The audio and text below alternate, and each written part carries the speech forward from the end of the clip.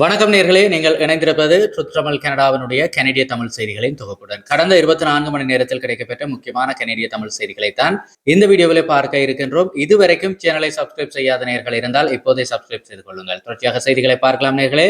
முதலாவது விடயம் பார்த்தமாக இருந்தால், கனடாவினுடைய இராணுவத்தை மேன்மைப்படுத்துவதற்காக, அதனுடைய கட்டமைப்புகளை அதிநவீனப்படுத்துவதற்காக பெடரல் கவர்மெண்ட் ஆனது ஒரு புதிய மசோதா ஒன்றை தாக்கல் செய்ய இருக்கின்றது. இது புதிய கவர்னர் ஜெனரலினுடைய பரிந்துரைகளை உள்ளடக்கிய ஒரு மசோதாவாக இருக்க போகிறது. பாதுகாப்புத்துறையினுடைய கொள்கைகள் மற்றும் கொள்முதல் சீர்திருத்தங்கள் குறித்த விவாதங்கள் தற்போது நாடாளுமன்றத்திலே தீவிரமடைந்திருக்கின்ற சூழ்நிலையிலே இந்த ஒரு மசோதா தாக்கல் செய்யப்படுகின்ற விடயமானது மிகவும் முக்கியத்துவம் வாய்ந்த ஒன்றாக இருக்கிறது.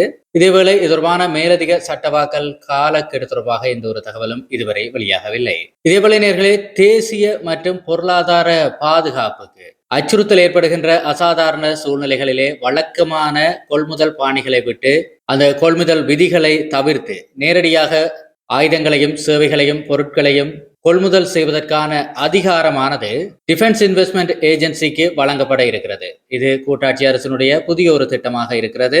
சப்ளை செயினிலே, அதாவது விநியோக சங்கிலியிலே நிலவுகின்ற பாதிப்புகள் மற்றும் புவிசார் அரசியல் அபாயங்களை கருத்திற்கொண்டு முக்கியமான பாதுகாப்பு தேவைகளை துரிதப்படுத்துவதற்காக இந்த திட்டம் கொண்டு வரப்பட்டிருக்கின்றது. கொள்முதல் செயற்பாடுகளிலே திடீரென்று காலதாமதங்கள் ஏற்பட்டால் புவிசார் அரசியல் தற்போது எப்போதுமே நிச்சயிக்க முடியாத ஒரு தன்மையுடன் இருக்கின்ற இந்த ஒரு சூழ்நிலையிலே நிச்சயம் கனடாவினுடைய பாதுகாப்பானது கேள்விக்குறிக்கு உள்ளாகும். இப்படியான ஒரு சூழ்நிலையிலே கனடிய அரசினுடைய இந்த நடவடிக்கை நிச்சயம் வரவேற்கக்கூடிய ஒரு விடயமாக இருக்கிறது. அடுத்த முக்கியமான செய்தியை பார்த்தமாக இருந்தால், ஒன்டாரியோவினுடைய பூர்வக்குடி குழந்தைகள் நலன் தொடர்பாக நீதிமன்றம் சமீபத்திலே வழங்கிய தீர்ப்பு ஒன்றை மறுபரிசீலனை செய்ய வேண்டும், அதாவது பார்ஷியல் ரிவ்யூ செய்ய வேண்டும் என்று சொல்லி மாகாண அமைச்சர் ஒருவர் பகுதி அளவிலான நீதி புனராய்வுக்கு ஒரு மனு ஒன்றை தாக்கல் செய்திருக்கின்றார். இந்த நடவடிக்கையானது மாகாண அரசினுடைய கண்காணிப்பு அதிகாரத்திற்கும் பூர்வக்குடியினரினுடைய தன்னாட்சி நிர்வாகத்திற்கும் இடையிலான அதிகார போட்டியை வெளிப்படையாக காட்டுகிறது.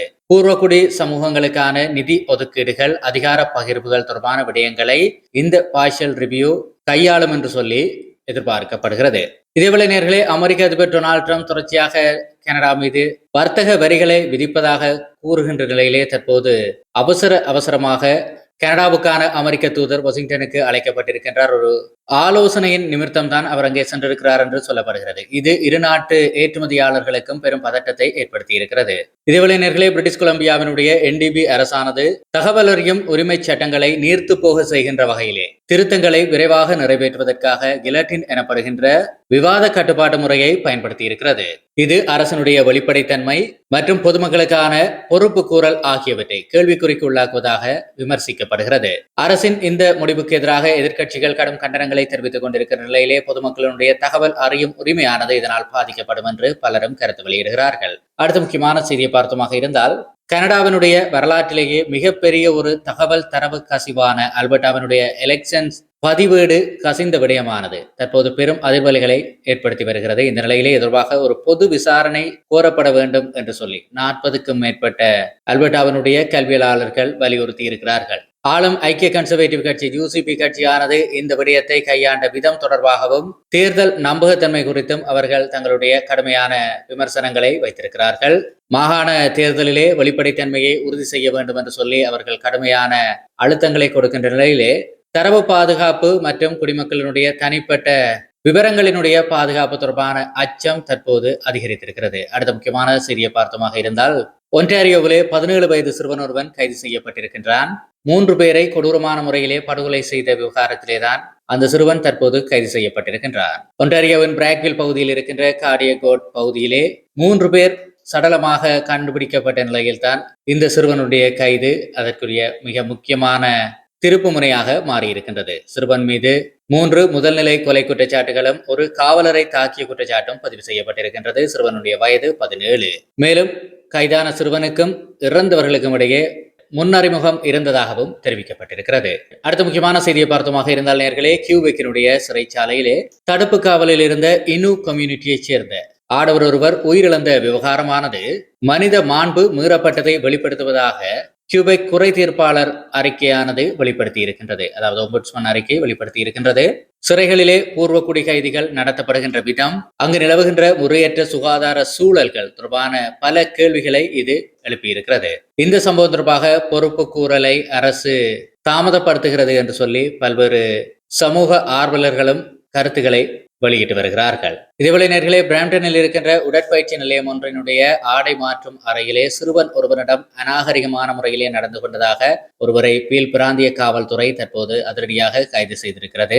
கைதான நபர் மீது ஏற்கனவே சிறுவர் மீதான துஷ்பிரயோக வழக்கு ஒன்று இருக்கின்றது. இணையம் மூலமாக சிறுவரை தன் வலையிலே வீழ்த்துகின்ற லியோரிங் எனப்படுகின்ற குற்றச்சாட்டு அவர் மீது ஏற்கனவே பதிவாகி இருக்கின்றது என்பதும் குறிப்பிடத்தக்கது. பொது இடங்களிலே சிறுவர்களுடைய பாதுகாப்பை உறுதி செய்ய வேண்டியது அரசனுடைய கட்டாய கடமைகளில் ஒன்றாக இருக்கின்றது. ஏற்கனவே சிறுவர் துஷ்பிரயோகம் தொடர்பான ஒரு சந்தேக பட்டியலிலே அல்லது ஏற்கனவே வழக்கு ஒன்றை எதிர்நோக்கி இருக்கின்ற ஒரு நபர் அதே குற்றத்தை மீண்டும் செய்கிறார் என்று சொன்னால் கனடாவினுடைய சட்டத்துறை போதுமான இறுக்கத்துடன் இல்லையா என்கின்ற ஒரு கேள்வியை இது எழுப்பியிருக்கிறது. இதேவேளை நேர்களே, ஒரு பெண் ஒருவரை கொடூரமான முறையிலே தாக்கி அவருடைய விரலை வெட்டி அவரையே உண்ண வைத்த கொடூரமான சித்திரவதையை செய்த ஒரு நபருக்கு அல்பர்டா மேன்முறையீட்டு நீதிமன்றமானது சிறை தண்டனையை அதிகரித்திருக்கிறது. குற்றத்தினுடைய கொடூரத்தன்மையை கருத்தில் கொண்டு இந்த சிறை அதிகரிப்பானது வழங்கப்பட்டிருக்கின்றது.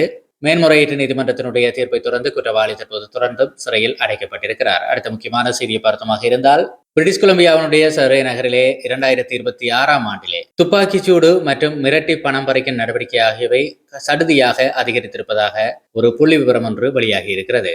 மேலும் உள்ளூர் குற்ற கும்பல்களுக்கு இடையிலான வன்முறைகளும் இந்த திடீர் அதிகரிப்பு எண்ணிக்கையினுடைய ஒரு முக்கிய காரணியாக மாறியிருப்பதாக போலீசார் தெரிவித்திருக்கிறார்கள். நகரினுடைய பாதுகாப்பை அதிகரிக்க போலீசார் கூடுதல் ரோந்து பணிகளிலும் ஈடுபட இருப்பதோடு பொதுமக்களிடம் உதவியையும் கோரியிருக்கிறார்கள். அதாவது தகவல் வழங்குமாறு உதவியையும் கோரியிருக்கிறார்கள். இதேவேளை நேர்களே, டொரண்டோவில் இருக்கின்ற யூத வழிபாட்டு தலம் ஒன்றுக்கு வெளியே போலி துப்பாக்கியின் மூலம், அதாவது பெல்லட் கன்னின் மூலம் துப்பாக்கிச் சூட்டை மேற்கொண்ட நபர் ஒருவர் மீது தற்போது போலீசார் சட்ட நடவடிக்கைகளை எடுத்திருக்கிறார்கள். அவர் தற்போது கைது செய்யப்பட்டிருக்கிறார். இது வெறுப்புணர்வு அடிப்படையிலான ஒரு தாக்குதலாக இருக்கும் என்கின்ற ஒரு சந்தேகத்தின் அடிப்படையிலே விசாரணைகள் தற்போது தீவிரப்படுத்தப்பட்டிருக்கிறது. இதேவேளை நேர்களே, கேல்டன் நகரிலே கண்ணாடிகளை உடைத்து திருடுகிற, அதாவது ஸ்மாஷ் அண்ட் கிராப் எனப்படுகின்ற முறையிலே திருடி கொண்டிருக்கின்ற 8 பேர் கொண்ட ஒரு கும்பல் ஒன்று அதிரடியாக கைது செய்யப்பட்டிருக்கிறது. கைது செய்யப்பட்டவர்களிடமிருந்து திருடப்பட்ட பொருட்களுடைய விவரங்களை சேகரிக்கின்ற பணிகள் தற்போது முடுக்கிவிடப்பட்டிருக்கிறது. இதேவேளை நேர்களே, கற்றல் மென்பொருள் ஒன்றின் மீது நடத்தப்பட்ட சைபர் தாக்குதல் மூலமாக பிரிட்டிஷ் கொலம்பியா பல்கலைக்கழகம் மற்றும் சைமன் பிரேசர் பல்கலைக்கழகம் உட்பட ஆயிரக்கணக்கான நிறுவனங்களினுடைய நடவடிக்கைகள் தற்போது நெருக்கடிக்குள்ளாகி இருப்பதாக தகவல் வெளியாகி இருக்கின்றது. ஹேக்கர்கள் மாணவர்களினுடைய தனிப்பட்ட தரவுகளை திருடினார்களா என்கின்ற அடிப்படையிலே தற்போது விசாரணைகள் தீவிரப்படுத்தப்பட்டிருக்கின்றது. திருடப்பட்ட தரவுகளை திரும்ப வழங்குவதற்கு ஹேக்கர்கள் மிகப்பெரிய அளவிலே ரான்சம், அதாவது பிணை தொகையை கோரி இருக்கிறார்கள் என்கின்ற ஒரு தகவலும் வெளியாகி இருக்கின்றது. கனடாவிலே தகவல் பாதுகாப்பு என்பது தற்போது மிக பெரும் கேள்விக்குரிய ஒரு விடயமாக மாறியிருக்கிறது. இது ஆன்லைன் கற்றல்களிலே நிலவுகின்ற மிகப்பெரிய ஒரு பாதுகாப்பு குறைவை வெளிப்படுத்தி காட்டியிருக்கிறது.